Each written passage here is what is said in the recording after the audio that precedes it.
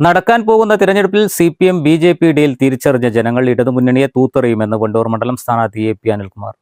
കാളികാവ് പഞ്ചായത്ത് പര്യടന പരിപാടിയിൽ അഞ്ചുചവടി മൂച്ചിക്കലിൽ സംസാരിക്കുകയായിരുന്നു അദ്ദേഹം.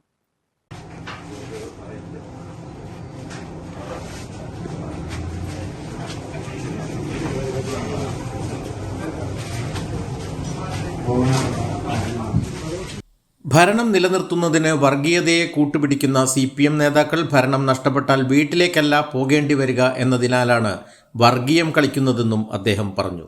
കേരളത്തിൽ UDF-ഉം LDF-ഉം ഒരേപോലെ മുൻകാലങ്ങളിൽ എടുത്ത സമീപനം കേരളം ഒരു മതേതര സംസ്ഥാനമായി നിലനിൽക്കണം, BJP-ക്ക് കേരളത്തിൽ ഇടം കൊടുക്കരുത് എന്നുള്ള കാര്യത്തിൽ UDF-നും LDF-നും ഒരേ നിലപാടായിരുന്നു.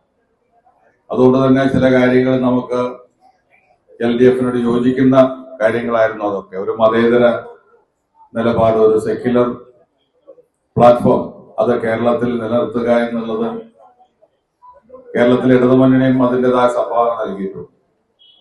പക്ഷേ ഈ തെരഞ്ഞെടുപ്പിന്റെ പ്രത്യേകത ആ ചിത്രത്തിൽ മാറ്റം വന്നിരിക്കുകയാണ്.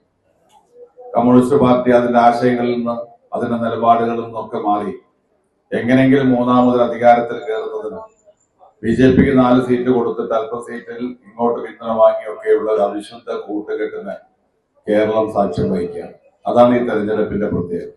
നമുക്കൊരു കാരണവശാലും വിദ്വേഷത്തിന്റെ രാഷ്ട്രീയം പറയുന്ന, വിഭജനത്തിന്റെ രാഷ്ട്രീയം പറയുന്ന, മനുഷ്യരെ പരസ്പരം തമ്മിലടിപ്പിക്കുന്ന BJP-യെ നമുക്ക് കേരളത്തിൽ ഒരു രീതിയിലും ഇടം കൊടുക്കാൻ നമുക്ക് കഴിയും. അതുകൊണ്ട് തന്നെ ശക്തമായ ഒരു നിലപാട് ഈ തെരഞ്ഞെടുപ്പിൽ കേരളത്തിലെ മതേതര വിശ്വാസികളുണ്ട്. CPM BJP എത്ര പിന്തുണച്ചു കഴിഞ്ഞാൽ CPM-നകത്തുള്ള മതേതര വിശ്വാസികൾ വരെ UDF-നെ വോട്ട് ചെയ്തുകൊണ്ട് BJP-യെ തകർക്കുന്ന രാഷ്ട്രീയം നമ്മൾ കാണാൻ വേണ്ടി പോവുകയാണ്. ഏപ്രിൽ 9-ന് തെരഞ്ഞെടുപ്പ് കഴിഞ്ഞ് മെയ് മാസം റിസൾട്ട് വരുമ്പോൾ CPM-ന് ബോധ്യമാകും കേരളത്തിലെ ജനങ്ങൾ അവര് സമാധാനത്തോടു കൂടി ജീവിക്കണമെന്ന് ആഗ്രഹിക്കുന്നവരാണ്, വിദ്വേഷത്തിന്റെ രാഷ്ട്രീയത്തെ പിന്തുണയ്ക്കാത്തവരാണ് എന്ന് മനസ്സിലാക്കും. പക്ഷേ CPM-നെ സംബന്ധിച്ചിടത്തോളം എങ്ങനെയെങ്കിലും അധികാരത്തിൽ വരണം എന്ന് മാത്രമാണ് ലക്ഷ്യം. കാരണം അധികാരത്തിൽ നിന്ന് പുറത്തു പോയി കഴിഞ്ഞാൽ അവർക്ക് വീട്ടിലേക്കല്ല പോകാൻ പറ്റുക എന്നുള്ളത് നേതാക്കൾക്കൊക്കെ നല്ല ബോധ്യമാണ്. അത്രമാത്രം അഴിമതിയിൽ മുങ്ങിക്കുളിച്ച ഗവൺമെന്റാണ് ഈ ഗവൺമെന്റ്. അപ്പൊ അതുകൊണ്ടൊക്കെ തന്നെ ഇത്തരത്തിലുള്ള അവിശുദ്ധ കൂട്ടുകെട്ട് നമുക്ക് കേരളത്തിൽ ഇല്ലാതാക്കണം. അതിനുള്ള വോട്ടായിരിക്കണം UDF-നുള്ള വോട്ട് എന്ന് അഭ്യർത്ഥിക്കാനുള്ളത്. വികസന കാര്യങ്ങളിൽ നമുക്ക് ഒരുപാട് കാര്യങ്ങൾ UDF ഗവൺമെന്റ് വന്നു കഴിഞ്ഞാൽ നമുക്ക് ചെയ്യാൻ കഴിയും. 50-ലേറെ വാഹനങ്ങളുടെ അകമ്പടിയോടെ നടക്കുന്ന സ്ഥാനാർത്ഥി പര്യടനം രാവിലെ 8:30 വെന്തോടംപടിയിൽ നിന്നാണ് ആരംഭിച്ചത്. 28 സ്വീകരണ കേന്ദ്രങ്ങളിൽ പങ്കെടുത്തതിന് ശേഷം രാത്രി 9 മണിക്ക് ചാഴിയോട് ആനവാരിയിൽ സമാപിക്കും.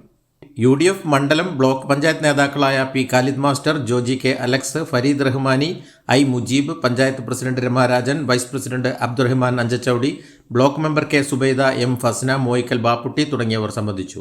News bureau, Kalikavu. Haya golden diamonds, KC tower, CH bypass, Wandoor.